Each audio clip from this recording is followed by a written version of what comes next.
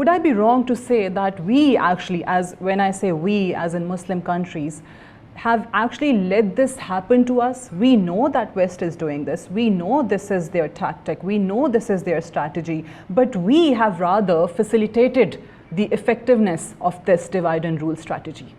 Well, I would refer to, a historical context of this divide and rule.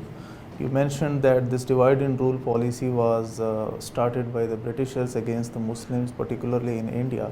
I would say that this divide and rule policy is quite old. It was there even when Islam was in its early ages.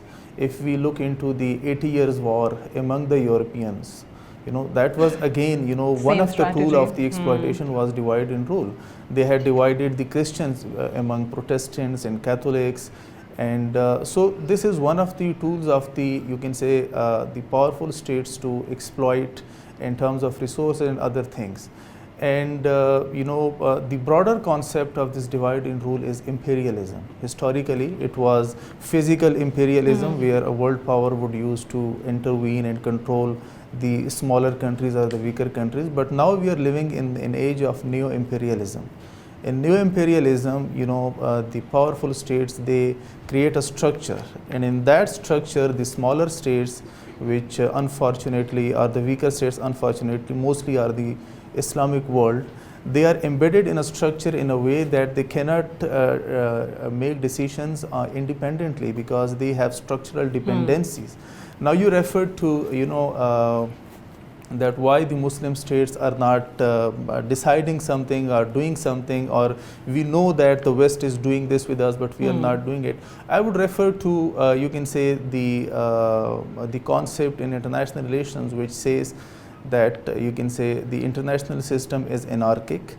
And in this international anarchic system, you can say the one who has the power and who has the resources, he basically that particular entity is going to control the overall, you can might say, is right. Yes, might is right.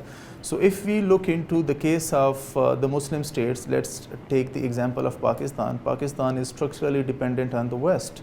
We are, you can say, stuck in IMF programs.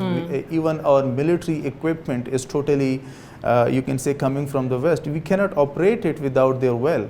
If we take the example of Saudi Arabia, their missile defense system and their military equipment is coming from the US. They cannot operate it without the you can say, the permission of the United States. They can control it.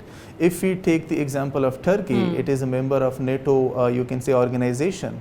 And moreover, Turkey has economic dependency on the West. So, to certain extent, almost every Muslim country is, you can say, structurally dependent on the West in a way, because we are, it's a kind of colonial, you can say, world system where one power is the hegemon and the rest of the countries are its colonies. So that is the reason why Muslim countries are fearful, and they have this threat that if we respond to the atrocities of Israel or to the unjust policies of the West, on them in one way or they the would other. not be able to, you can say, absorb the retaliatory measures from the West or from the Israel.